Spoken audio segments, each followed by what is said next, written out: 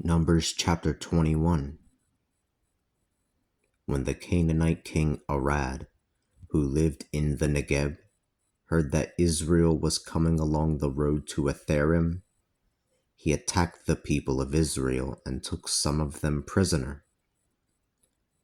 Israel made a vow to the Lord, saying, "If you will deliver this people into our hands, then we will utterly destroy their cities." The Lord listened to the plea of Israel and delivered up the Canaanites. They totally destroyed them and their cities. Therefore, the place is called Hormah.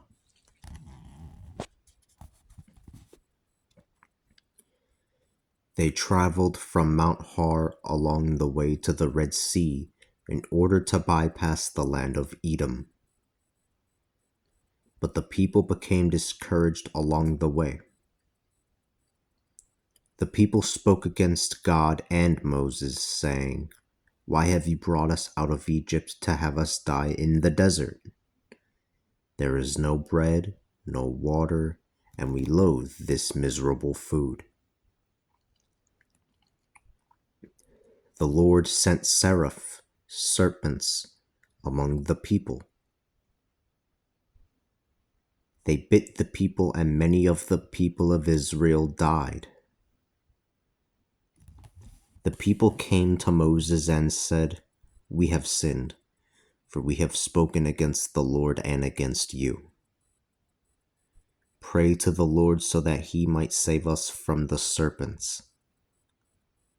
So Moses prayed for the people.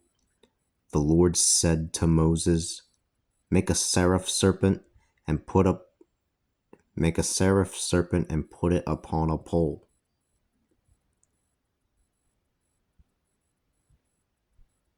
Oh, forgive me, I'll start from verse 6 again to read correctly. The Lord sent seraph serpents among the people. They bit the people, and many of the people of Israel died.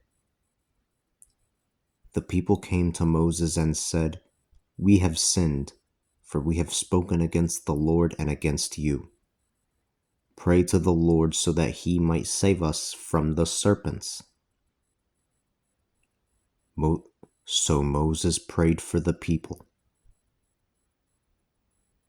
The Lord said to Moses, "Make a seraph serpent and put it upon a pole. Whoever has been bitten and looks upon it will live." So Moses made a bronze serpent and put it upon a pole. If someone had been bitten by a serpent and he looked up at the bronze serpent, he lived. The people of Israel moved on and camped in Oboth. They left Oboth and camped in Ayabarim. Ayabarim. I think that's how you pronounce that. They left Oboth and camped in Ayabarim, in the desert that lie to the east of Moab. From there they moved on and camped in the valley of Zered.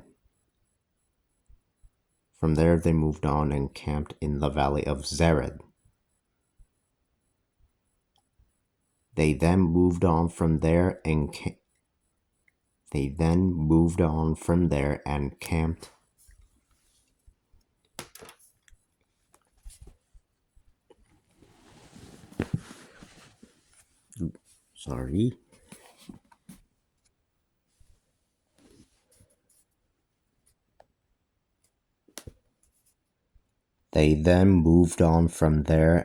camped on the other side of the Arnon, in the desert that extends from the boundary of the Amorites. The Arnon is the boundary of Moab, the border between Moab and the Amorites.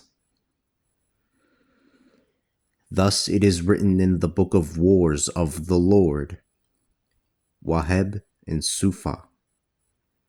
and the Wadis of the Arnon, and the slope of the Wadis, that extend to the site of Ar, that lies along the boundary of Moab. From there they continued on to Beer, which is where the Lord spoke to Moses, saying,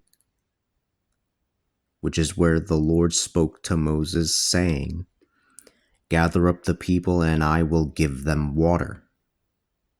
Then Israel sang this song: Spring up, O well, sing to it. The well which the leaders dug, which the nobles of the people sank, with the scepter and with their staves. From the desert they continued on to Matana, and from Matana to Nahaliel, from Nahaliel to Bamoth, and from Bamoth to the valley in the land of Moab, which is on the heights of the Pisgah overlooking the wasteland.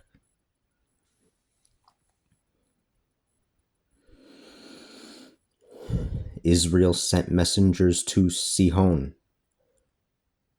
king of the Amorites, saying, Let us pass through your land. We will not wander into the fields nor into the vineyards. We will not drink water from any well. We will pass along the king's highway until we have crossed over your borders. But Sihon would not allow Israel to cross over his border. Sihon gathered all of his people and marched out into the desert against Israel. He went out to Jahaz and fought with Israel. But Israel put him to the sword and occupied his land from the Arnon to the Jabbok, up to the Ammonite territory. For the boundary with the Ammonites was fortified. Israel captured all of these cities, and Israel settled in all of the cities of the Amorites, in Heshbon and in all of its surrounding villages. Heshbon was the city of Sihon, king of the Amorites, for he had fought with the former king of Moab, conquering all of his lands up to the Arnon. This is why those who speak in Proverbs say, Come to Heshbon, let it be built. Let Sihon's city be restored. For fire went out from Heshbon, a flame from the city of Sihon. It devoured Ar of Moab, the lords of the heights of the Arnon. Woe to you, Moab! You have perished, O people of Chema. Woe to you, Moab! You have perished, O people of Chemosh. He has given up his sons as fugitives, his daughters as captives to Sihon, the king of the Amorites. But we have shot at them. Heshbon has perished even as far as Dibon.